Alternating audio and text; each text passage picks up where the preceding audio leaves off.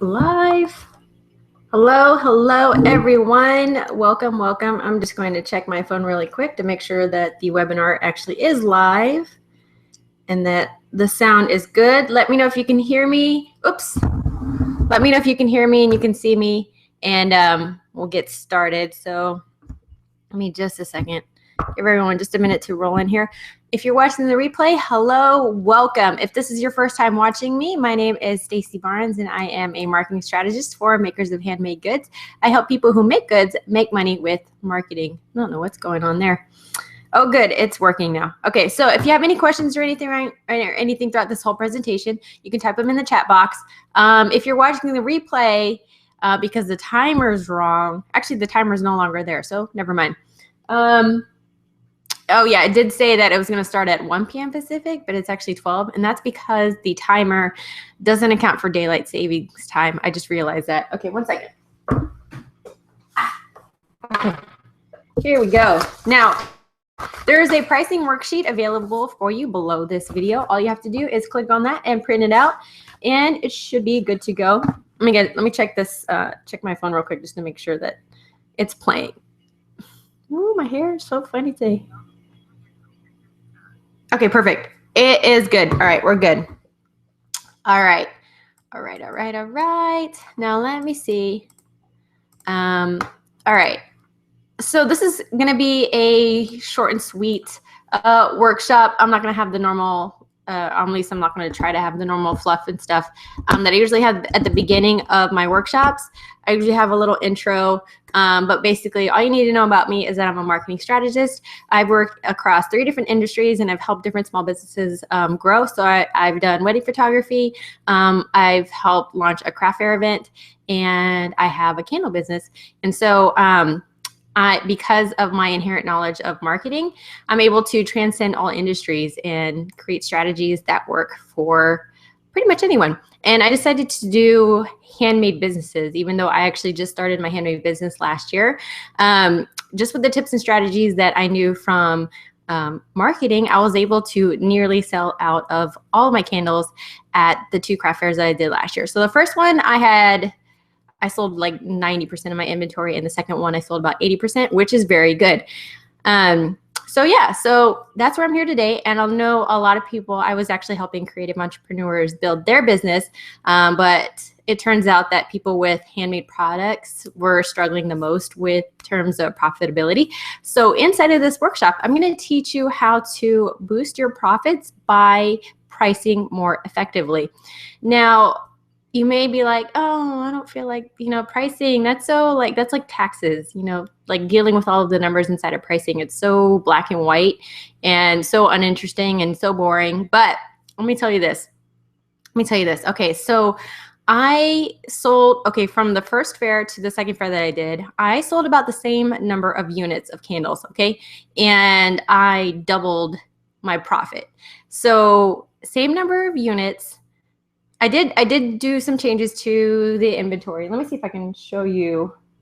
Well, this is my candle. This is actually my candle. Let me grab the other one. 1 second, real quick. Just so you guys can see like how crazy pricing can actually be. Okay, so this is the first one. This is a 7-ounce candle. It's got something on a 7-ounce candle, and it's made with essential oils, and it's got a cotton wick at the top. Okay, and this one retailed for, it's kind of bright, that's okay. This one retailed for about $15. Okay, and then this one also, notice this is eucalyptus. I don't know if you can see that, eucalyptus, and this one says Yuka got this. I was trying to be funny. Anyways, yeah, it's kind of one of those things that were unexpected because it's got like this whole very simple, very elegant look to it. And then I got like a pun for the name. So I was trying to be funny with it. Anyways, so it's just slightly bigger. It looks a lot bigger, but it actually only holds about 1 ounce more. But just like, look at the massive difference. And then I have a wood wick. This one's burned down a little bit. So it's not like, this is not what you would buy if you bought my candles. But yeah, it's got a wood wick. It's got a fatter diameter. And so this one actually retails for about $25.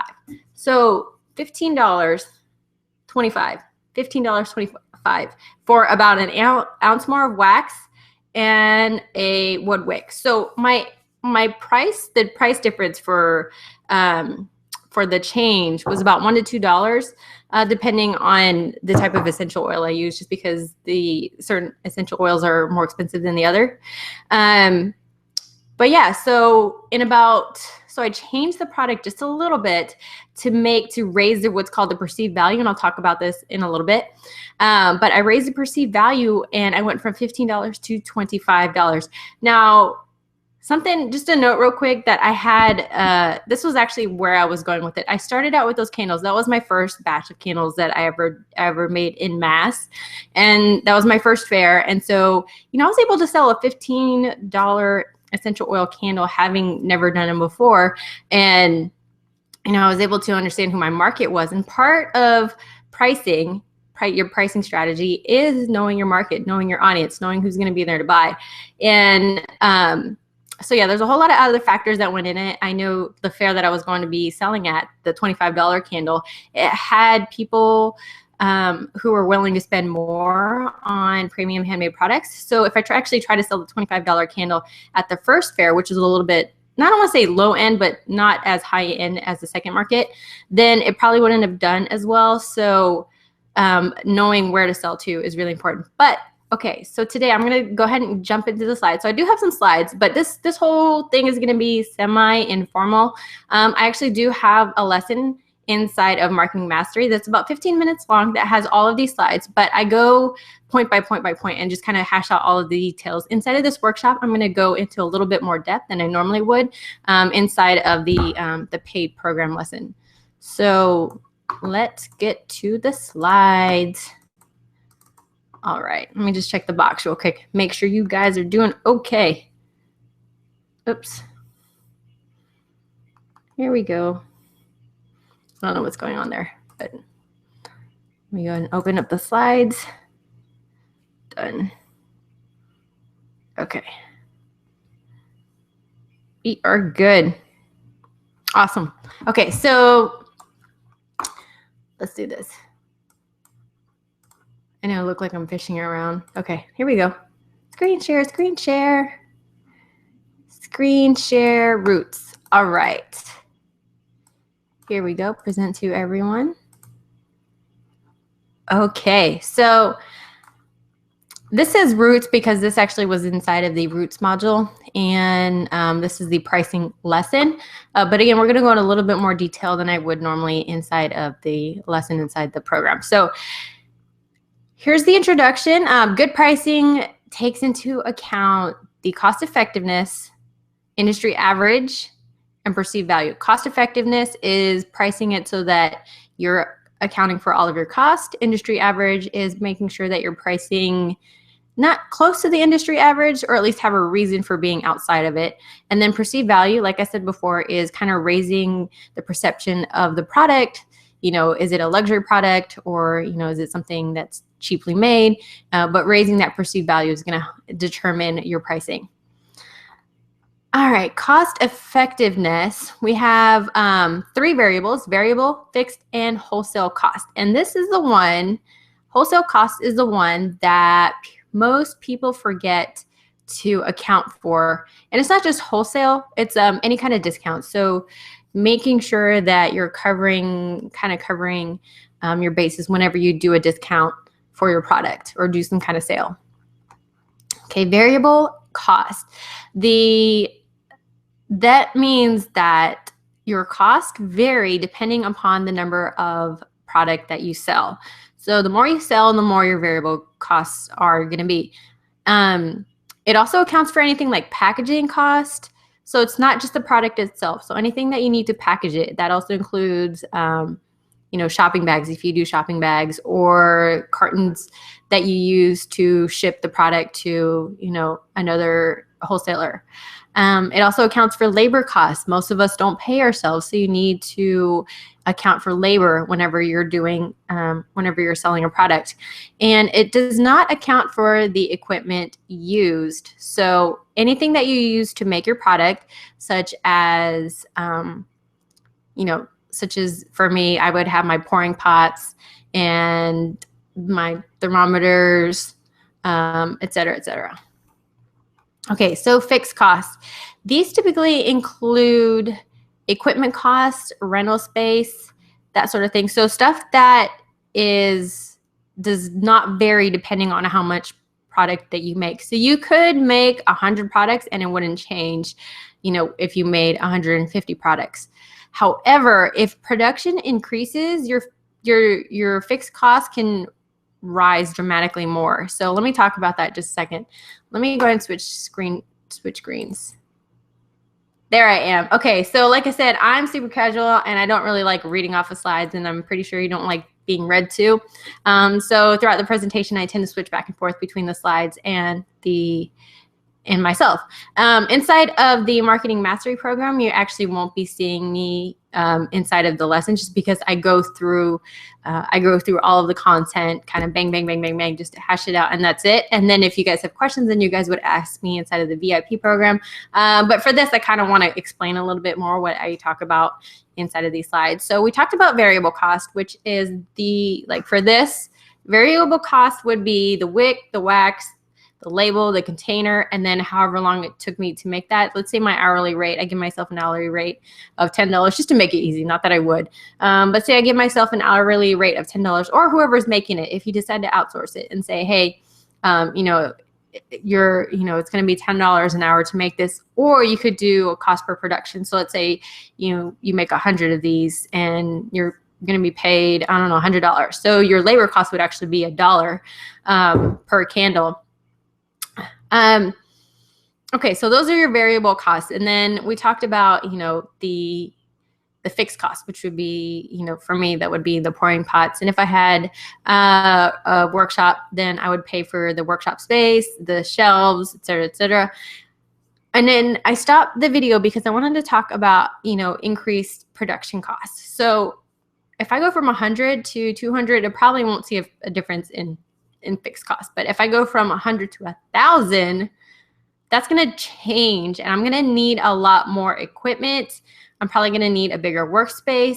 I'm probably going to need, more pouring pots, more shelves, that sort of thing, just to account for the cost of that increased production. So it's like, yay, I went from 100 to 1,000, but my cost went up as well. Not just my variable cost, but my fixed costs as well. So that's something that I want you to remember when you're pricing your product. So you may be doing okay in your kitchen now, but you're eventually, if you're going to start taking really, orders in bulk, you're going to want to eventually get a workspace. And so when you're pricing your product, you can either increase your price, when you kind of hit that mark where you're too big for your current workspace, increase the price, and that'll help, account for certain costs with, certain fixed cost, or, just be prepared to expect that kind of growth. So you guys are probably not thinking that right now, but it's something I want you to think about. This is planning ahead, planning for the future. And when you start making, a lot more product, a lot more money, you want to be prepared for that. Okay, so let's go back to the slides.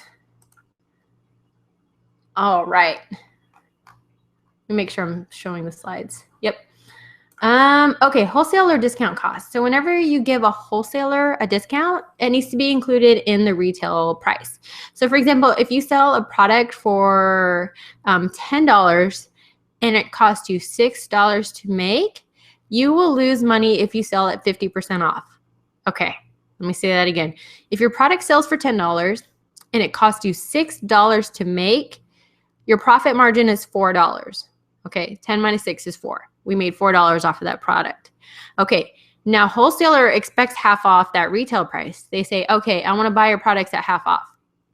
And I'm going to talk about wholesalers, how they don't dictate the price, you do, but let's assume for the most part, wholesalers kind of expect 50% off. So you're like, oh, yay, okay, awesome, I want to make these candles for you. And so you give that wholesaler a 50% off discount, and you lose $1 every time for every candle that you make, because the cost was, so you made 100 candles and you're like, okay, awesome, I just made $1,000. No, you didn't make $1,000. You actually, let's see, I think you just lost $100. So they paid you $1,000. It cost you $600 or sorry, let me say that again, because the wholesale price was is $5. So they ordered, let's say they ordered 1,000 candles, so they pay you 500, but it actually costs you 600 to make. So you just lost $100 on that sale. Okay. I hope you guys got that. Let me know if I'm going too fast for you or if I'm going too slow. If I need to speed this up, just let me know. Okay. Then this pricing model also accounts for any store-wide promotions and discounts. So let me just switch to the screen real quick. Okay, cool. All right. So we talked about the, accounting for, the wholesale price. And that's because wholesalers in the industry, typically it's anywhere, the price discount is anywhere from 40 to 50% off. This isn't about wholesale. I'm just talking about in general. So we're just going to assume that wholesalers, kind of most of them expect 50% off. So you want to price accordingly. So if your candle cost $6 to make, you want to be able to have enough buffer to sell that product to the wholesaler and still generate a profit. And here's the typical formula for pricing your product. Okay. It's taking your total cost, and it's inside of the worksheet. It's taking your total cost and multiplying it by 3. Okay. Not by 2, but by 3. And that's just that's a rule of thumb. That's a general formula. It's not exactly rocket science, but it's very least it's a jumping off point. Okay. So we take $6 and then we multiply it by 3, 18. Okay. $18. Okay. And then the wholesaler says, okay, I want half off, and you give them 9. Then you're generating a $3 profit for every candle rather than losing $1. Okay. So I hope that made sense to you guys. And then, also, the last thing I wanted to talk about is how this accounts for any store-wide promotions or discounts. So let's say your product does go on sale, or you do clearance it out. Then, when you do clearance out your product, or let's say you do a half off sale. So that way, when you do any kind of half off sale or any kind of 20% off sale, that cost for that discount is already included inside of the price. So at $18, you're like, hey, take 20% off, up to 50% off, you're covered. Okay, so let's say you do a half off sale, it would be 18, and then you would do $9, and then you're still in the black, which means that black just means profitable. So Black Friday means that that's when the time of the year retailers actually start to make a profit, and their books are black instead of red. And red means that they owe money, they owe money basically. So, and then black means profitable. All right. Not owe money. They're just, anyways, you get what I'm saying. This wasn't in the original presentation. So let me see what else I have for you. Industry average. Okay, so let's talk about industry average. All right, so let's switch screens real quick. All right, make sure this is, okay, that's what's showing. All right, industry average. This is what I want you guys to do. Determine what the industry is charging on average. If you're charging less than the average, then you probably need to be charging more. If you're charging more than the average, that's okay, but you need to have strong branding, a good story, and a good reason for doing so, basically. Okay, so let me talk about this. Let me see what's next first. Okay, so let me talk about this industry average. Okay, so with this industry average, when you're determining what everybody else in the industry charges, what I want you to do is find 3 people inside of your industry that charge similarly to you. Okay, so if they, for my candles, well, maybe not similar to you, just 3 well-known brands. So because I'm remembering how I did this exercise. Again, this wasn't inside the original lesson, but in the industry, I have Yankee Candle Company, I have Voluspa, and then there's those are the 2 that I can remember off the top of my head. Yankee Candle, which is like a comfort, we'll just go with those 2. So Yankee Candle is a kind of a comfort candle. They have apple pie, pumpkin pie, that sort of thing. And it's it's not super pricey, like, you know, as opposed to something like Target, but for the most part, it's not really expensive either. And then you have Voluspa, which is a perfume-based candle. So Yankee Candle has kind of comfort candles, and then Voluspa has the more luxury fragrant candles. Now, I actually forget what their prices are. My candles are actually probably closer to what Voluspa would charge for their candles, because they're more of a luxury brand, and Yankee Candle Company is priced a little bit below my candles. And so what I wanted when I'm pricing more than something like Yankee Candle Company, which tends to be kind of the industry standard for candles, if I'm pricing more than them, then, you know, what I'm trying to say, what you can price more than the industry, you just have to justify it. So for me, I sell candles that are made with pure essential oils. There's no synthetic fragrances in it whatsoever. And essential oils can be 3 to 5 or more times higher than the price of synthetic fragrance oils. And so that justifies that price increase. Plus, you know, it's handcrafted, and I made it like this nice, I packaged it in this, you know, very simple looking container. But by simple, I mean, this was actually well thought out. This wasn't just something that I threw together. There's other candle companies, not to dig on them, but they'll package their candles in like baby food jars or, you know, jelly jars. And for me, that's not my brand. Mine's more luxurious, more sophisticated. And so I actually it took me a while to find a jar that had this straight edge. Because you can actually, you know, in terms of home decor, I actually wanted the candle to sit nicely, you know, on the shelf and not really to either blend in or at the very least not draw attention to itself. So when I stick this back here, it fits right inside, you know, right inside of my decor. It doesn't stand out, as opposed to something like a jelly jar, which doesn't match my, you know, my brand isn't rustic or anything like that. It's a little bit more high end. So that's, you know, the decision behind packaging like that. And that's also why I priced it a little bit higher than the average, because I wanted to give it that look of, you know, kind of, I guess, modern luxury, if you want to say. Okay, so yeah, that's why I'm able to charge more than, you know, something like Yankee Candle Company. All right, so let me go back to roots. All right, and then we're going to talk about perceived value. We're going to talk about how it looks, what it's made of, and the environment it's sold in. And I think this will be, after these 3 things, that'll be it for the slides. And then I'm going to talk about the pricing worksheet after this. Okay, so let's talk about how it looks. The packaging, like I talked about, needs to look high-end to increase value. It's simple but effective graphic design.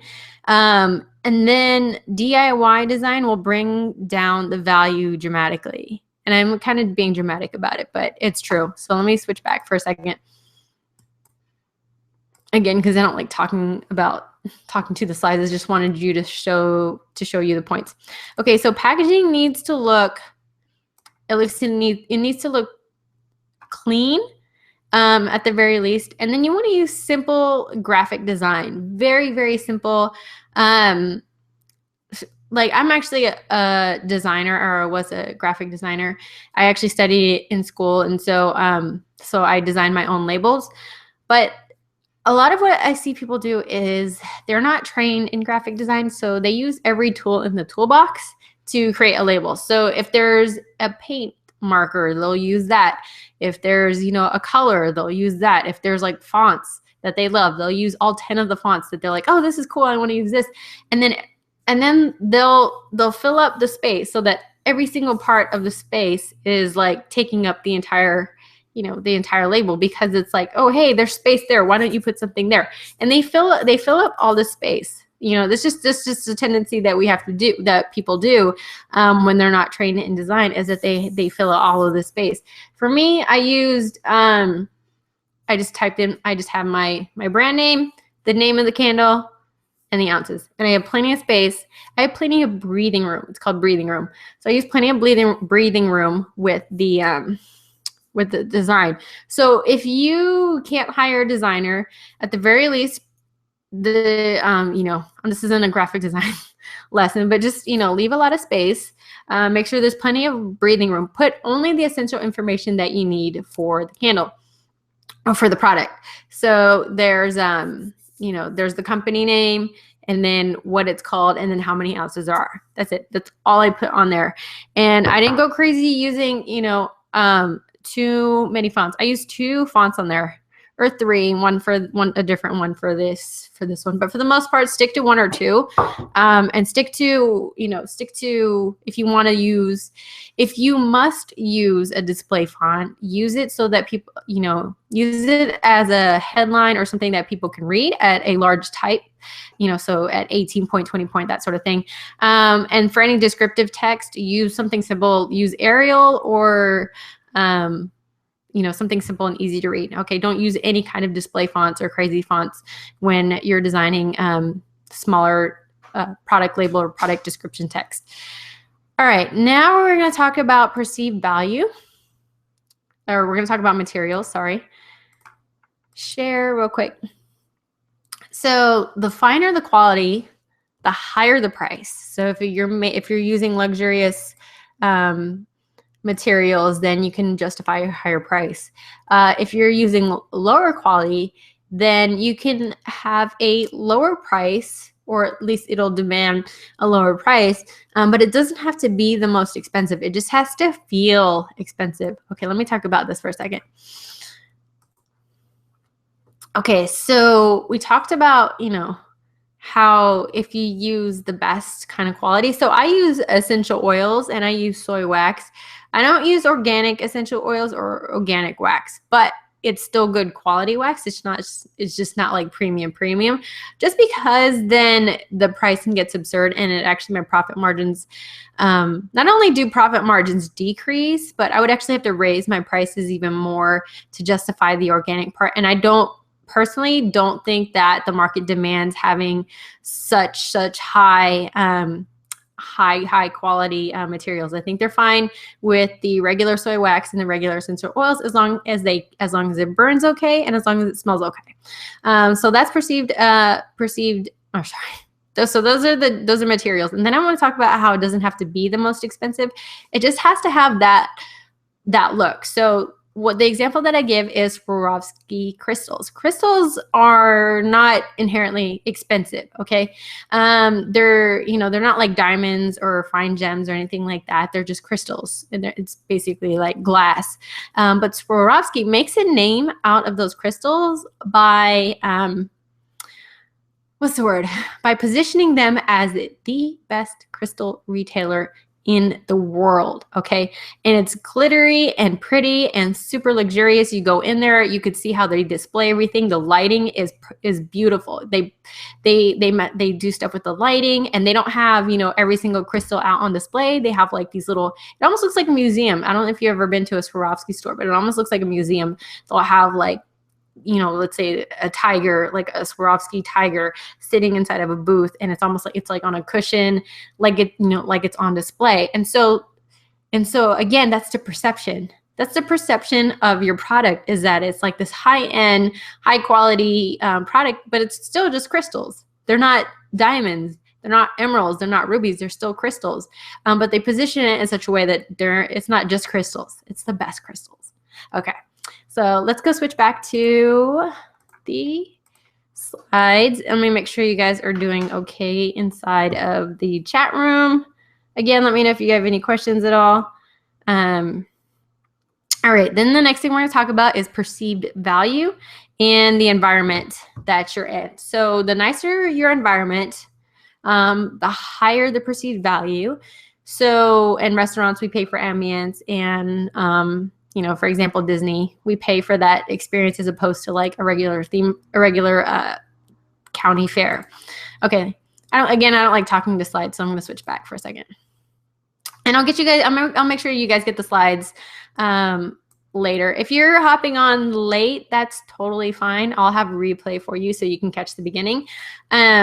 And then I haven't gone through the worksheet yet. So if you clicked on the worksheet, we're going to go through that in just a minute or in a few minutes. Okay, so we talked about the environment. I talked about Swarovski and how they had this amazing lighting. And, you know, when you think about perceived value, okay, I want you to think about Nordstrom or any kind of high-end retailer. So there's Nordstrom and Saks. And then I want you to think about how they lay everything out. And then think about how Walmart is laid out. Okay, so again, this has to do with being able to raise your prices so that, you know, you can kind of bring in a higher profit margin. If you put the same product inside of, let's say that crystal tiger that we talked about inside of Swarovski, where it had this beautiful ambiance. It's on a cushion. It's in a glass display. And we put that same tiger and we put it on a shelf inside of Walmart next to, you know, that stuff you buy on TV, as seen on TV. We put it next to, you know, some cooking supplies and, you know, some blankets and some frozen stuff. And you stick it in that environment, that tiger doesn't look like it's worth very much just because it's in a place that just looks cluttered and not fit for a luxury product. Now that's a bit of an extreme example. And what I want you to take away from that, you know, in terms of environment, because we're probably not going to put our product in Walmart, and we're probably not going to, at this point, you know, have the money to have a high-end retail store where we can put our product in glass cases. You know, but think about where you're selling at. If you're selling at a store that is, or a craft fair, let's say, because those are easier for us to get into at this point. But let's say you're selling at a craft fair, you're selling at a low-end craft fair at like a PTA function, and the whole point of the craft fair is to make money for the PTA, not necessarily for the vendors.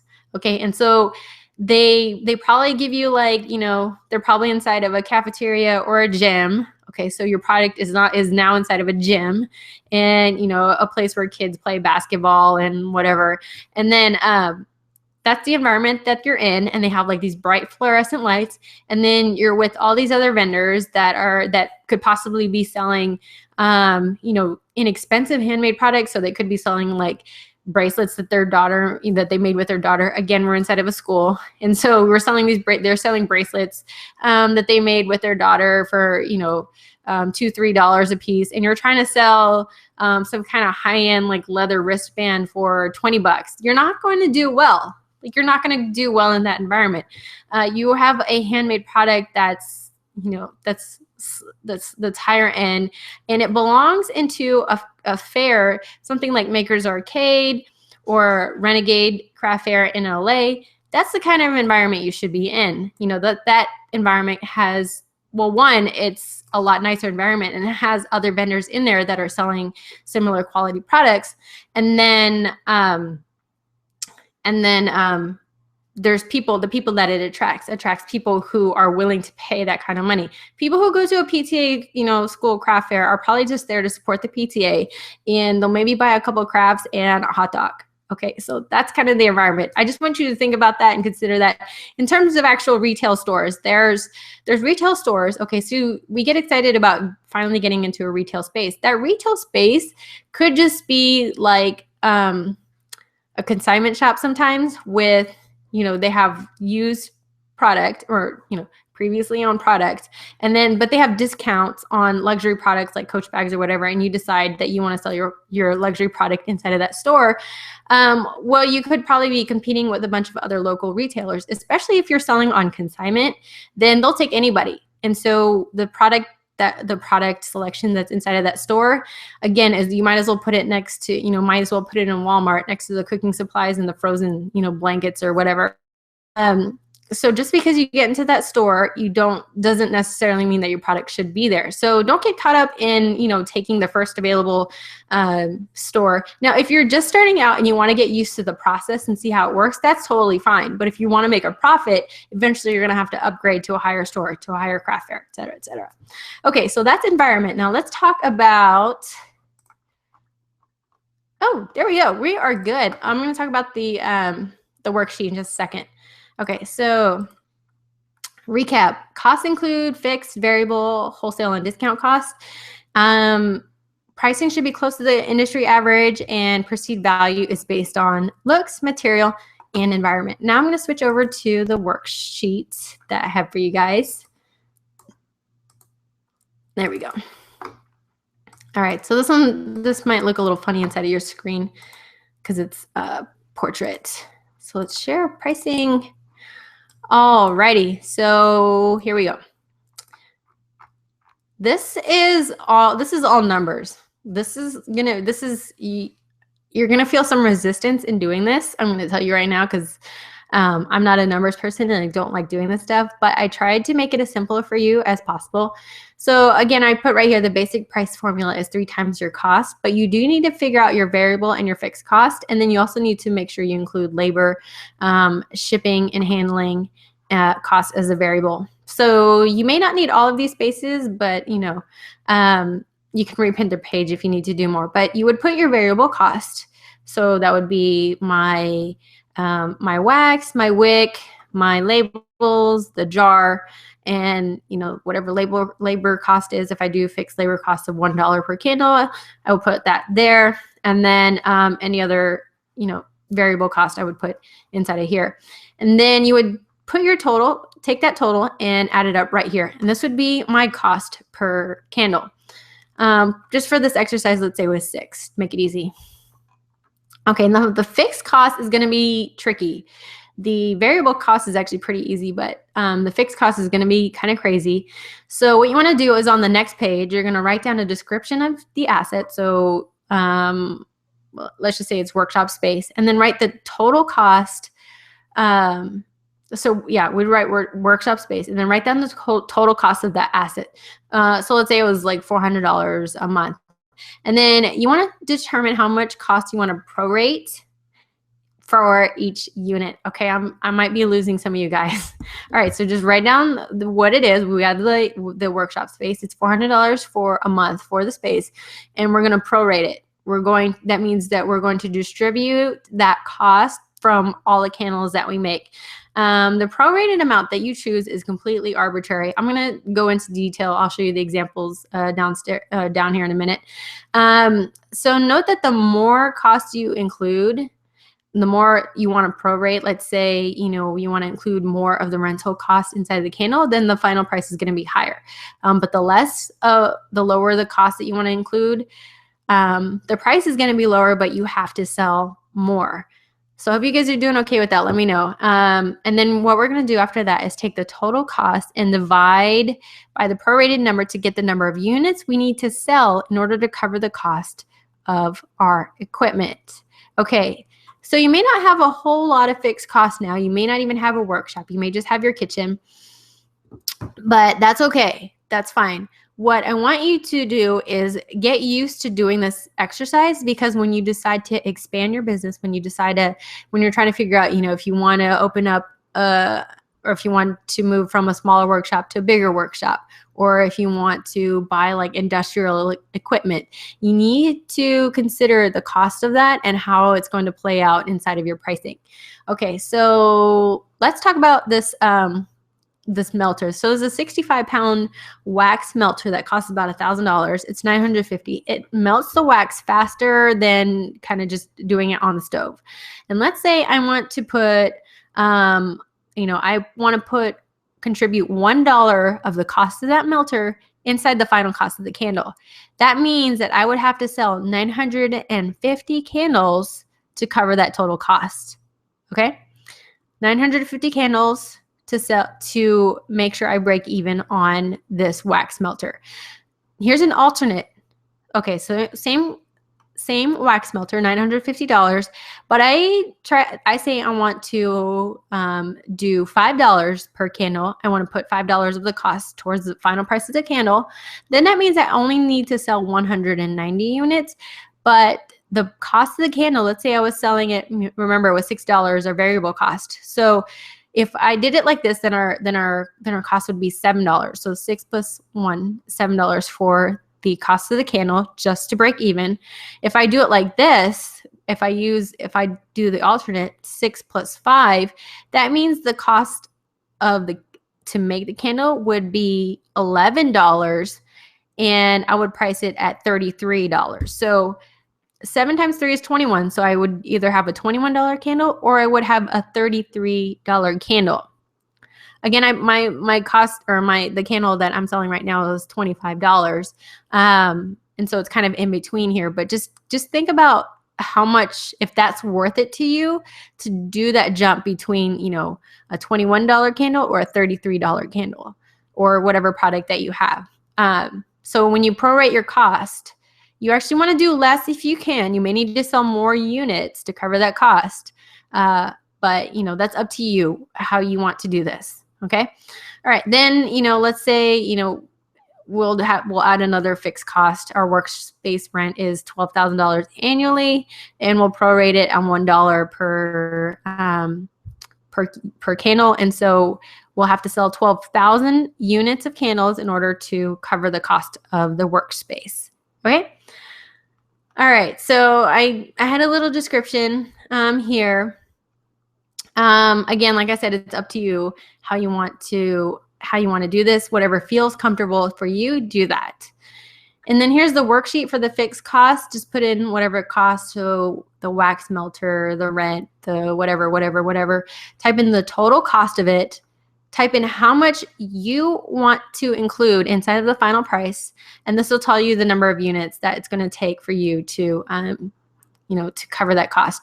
Then add up everything in this column, your prorated cost, and put it inside this yellow box. Okay. So these are the two yellow boxes we need to fill out: the variable cost, the total variable cost, that one yellow box right there. And then this one right here, the total prorated cost. Okay. And then we would take our variable cost. In the worksheet, it was $8 for the variable cost, $2 for the fixed cost. And so our variable and our fixed cost is $10. That's our final cost. And then we multiply it by 3 as a general rule of thumb. And our final total is $30 for that candle. Alrighty, so that is it. That is the workshop. I hope you guys enjoyed this. I know I called it a profit booster. But what I was trying to get at is that, you know, if you can decrease your cost or increase your perceived value, you'll have a bigger profit margin, so that the more you sell, then the higher your profits are going to be. All right, I hope you guys enjoyed this. I have 2 more workshops next week. You can just sign up at brandonblossom.com to be notified for that. But I have Crushing It with Craft Fairs.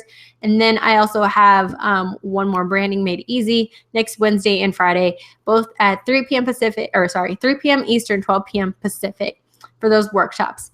And if you guys want to, here we go. If you guys are on and you want to apply for a scholarship for Marketing Mastery. So I was going to do a pitch for Marketing Mastery, but I'm more interested in, you know, just being able, you know, having as many people as I can possible to, that's not the wrong word. If you are a handmade business and you're struggling with your business and you want some kind of tool or course that's going to help you take your business to the next level, and you don't have the monetary funds to do so right now, you can apply for this scholarship. So let me show you how to do that inside of another browser. Right now I'm in Google.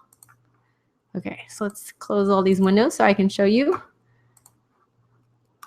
Here we go. And the deadline to apply for this scholarship is March 20th. So all you have to do is apply. So if nobody applies and you're the only one, you get in. So it's not like, and here's the thing, most people think that they don't deserve it, so they don't apply. If you don't think you deserve it, then you're almost holding yourself back. Okay, so you don't get anything unless you take action. First, let me tell you what the Marketing Mastery course is and what's inside it, and then I'll show you how to apply for it, or apply for a scholarship. And it's pretty easy to apply for the scholarship. It's like 6 questions or 7, literally. That's it. It's like your name, email, etc. All right, so let's go to, I don't have a backspace button on this computer, brandandblossom.com/VIP, and then I'll give you a tour of the actual course, what you're gonna see inside of the actual course. So let me just show you the page that, let's see, vip.brand. Oops.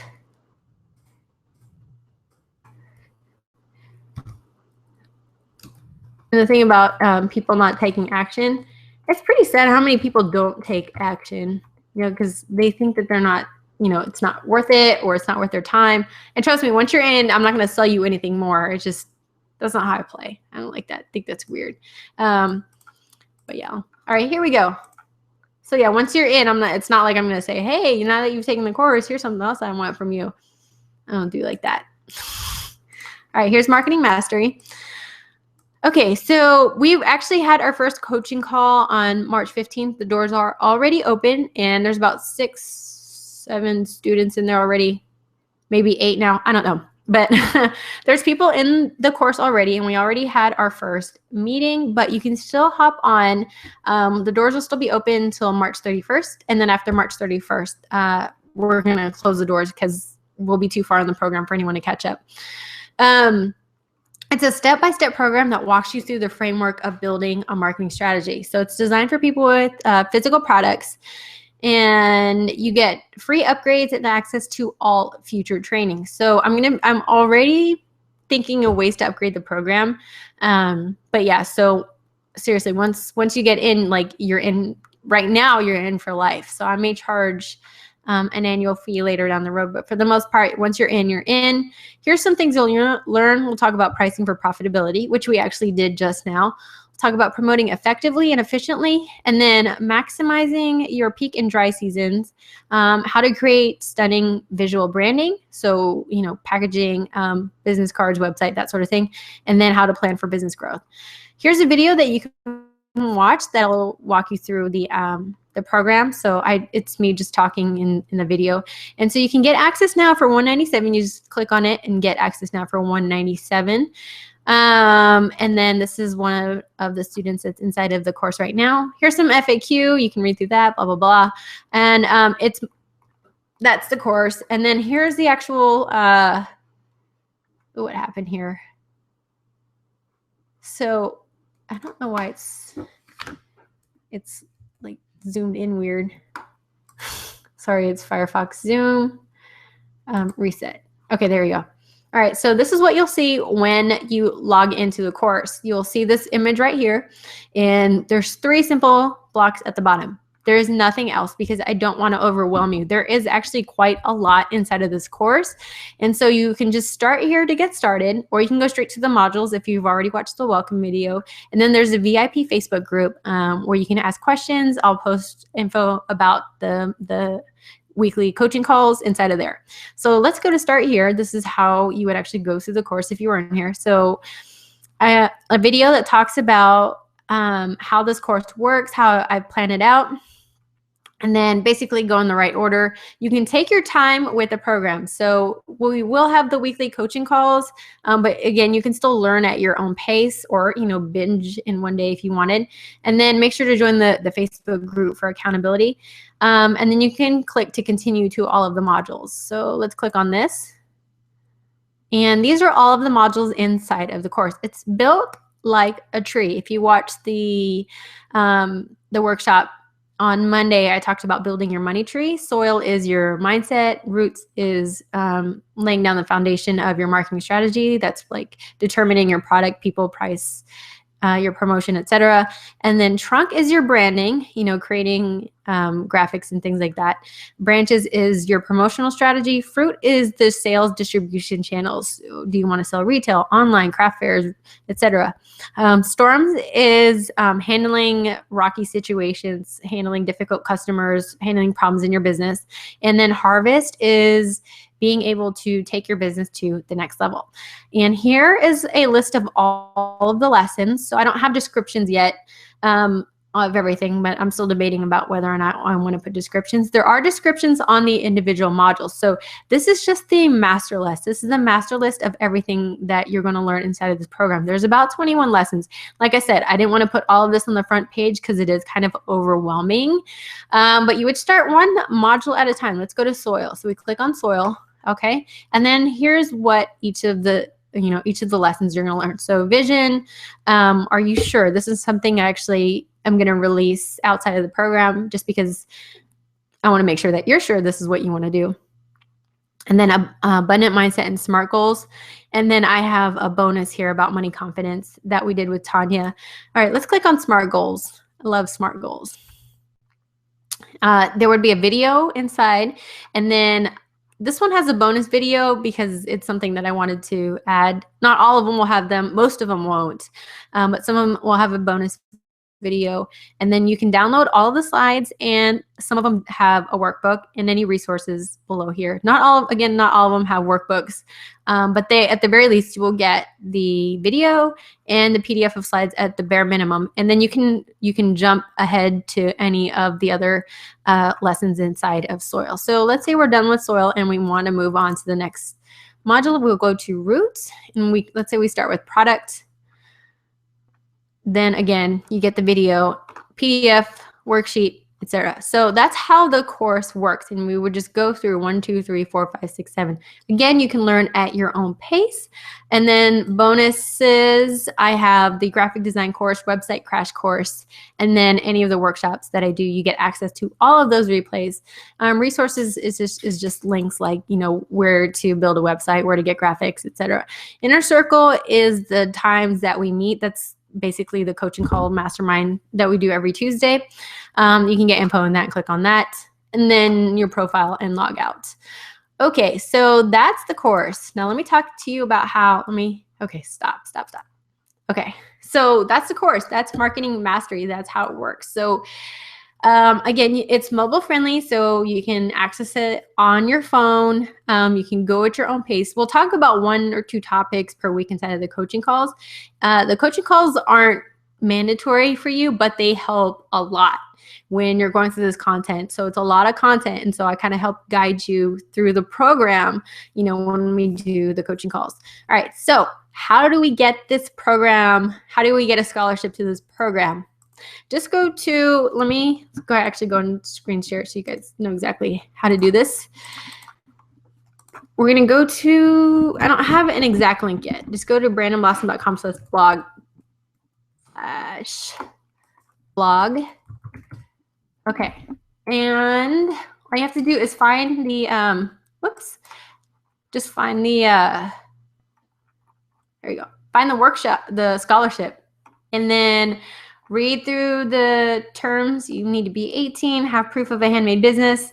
And then as a bonus, inside of Instagram or Facebook, if you can share or tag a friend. And if you get a scholarship, your friend or friends get one too. Okay, so this benefits both of you if you want some friends to take the course with you. You can learn more about the marketing mastery course here. So if your friend, you know, has no idea what this is that you're signing them up for, they can click on this here if they want to read more. All you have to do though is once you see the scholarship, just click on this survey link, and like I said, it's like 6 questions. It's really short. Name, email, business, website. It's not that hard. Then your 3 top marketing struggles or business struggles, and then how would you pay it forward, and hit done, and boom, you're in. Okay.